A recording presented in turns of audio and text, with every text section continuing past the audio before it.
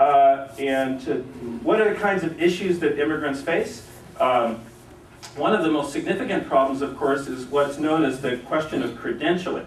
And credentialing has to do with the fact that many immigrants arrive and they actually do have an education, but they can't find ways to get that education recognized appropriately in the United States. For example, if you look at the US born, only about 17% of those who graduated from college are working in an unskilled occupation. That, by the way, includes my son, who just graduated from UCLA with an acting degree. That actually requires some skill, but currently he's working at Real Food Daily, a vegan restaurant in West Hollywood.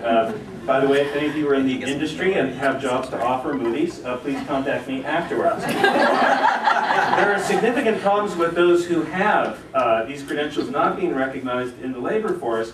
It's a problem for those from Africa and Asia. It's a particular problem for those who are from Latin America not having their credentials recognized in the labor force. It's something that we really need to work on and something we need to be paying a lot of attention to.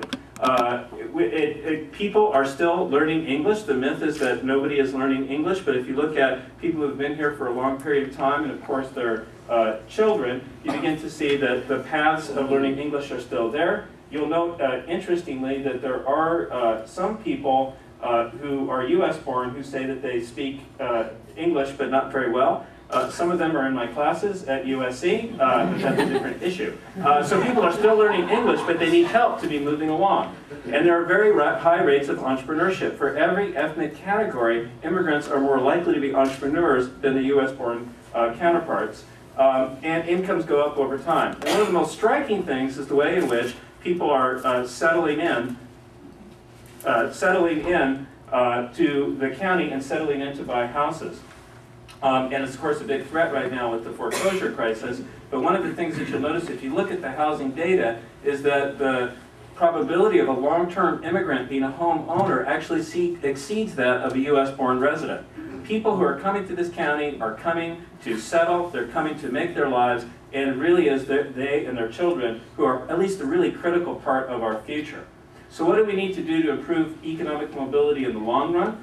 We need to be supporting the economic advancement of immigrants in the workforce through English language acquisition and a pretty sizable expansion of English as a second language classes. Again, people have in this popular imaginary a notion that immigrants don't want to learn English. Those of us who work in this field know that this is really quite the reverse. But what is the problem is inadequate provision of English classes, and they're often not in community centers where people can access them, and as a result, people have difficulty. But we know that if you gain English, it's about a 15 to 20% boost in your wages. That's productivity, that's growth, that's a way to get out of this economic crisis.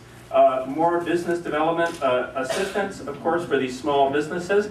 And I can't help but look out in this audience and see my good friend Ali Malatis, who's done so much work on these immigrant communities here at from Cal State LA. And if you have any questions about any of this data, please ask Ali, actually.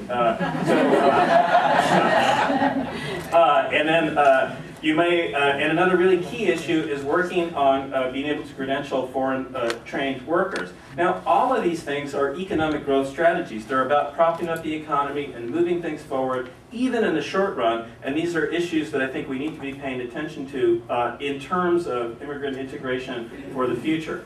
Finally, the other thing that I think that we really need to do is to think in the long run about the children of immigrants and the schools that they're in, and how do we improve the performance of those children. That requires education dollars, of course, but it does involve something else which is very, very important, which is parent involvement.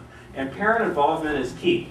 My wife is the principal of a school where perhaps the parents are too involved. But, but as you know, if parents are involved in the governance, in the education, in talking with the teachers, etc., you wind up getting people who are able to advocate better for their children, and their children do better as well. And immigrants, I think, require special outreach with regard to this. For example, in the Latino community, if you do anything that people recognize and they think that you're a pretty cool person, they call you maestro, teacher, because they believe teacher is a symbol of respect. Well, one of the things that we know is that sometimes you think the teacher, with so much respect, you don't lobby about getting the right kind of teacher, about what the education should be. You respect the principal so much, which is a great thing, but sometimes you need to challenge the system. And the kinds of programs, and Stuart can talk about the ones he's worked on, that get parents involved, get parents educated, and get parents active, are cheap, and they're really significant investments in the future of our state.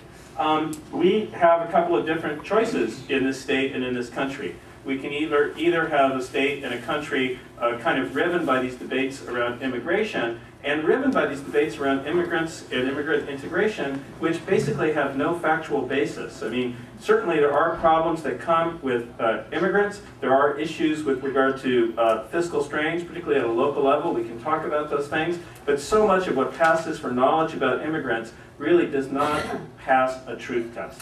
Immigrants contribute to the economy. They have very small negative effects even on other low-wage and unskilled workers in the same sorts of jobs. And in fact, the best way to deal with that is to improve immigrant wages, not to slow down the immigrant contributions to the economy. But we need to replace the rhetoric that's out there with much more information, and we need to move to a more welcoming attitude and welcoming society. This is not something that you think is pie in the sky, something that you go for in the long run. It's something that we need to begin implementing immediately, because the only way that we'll get out of this short-term crisis is if we think long-term about the decisions that we're making today. Thank you.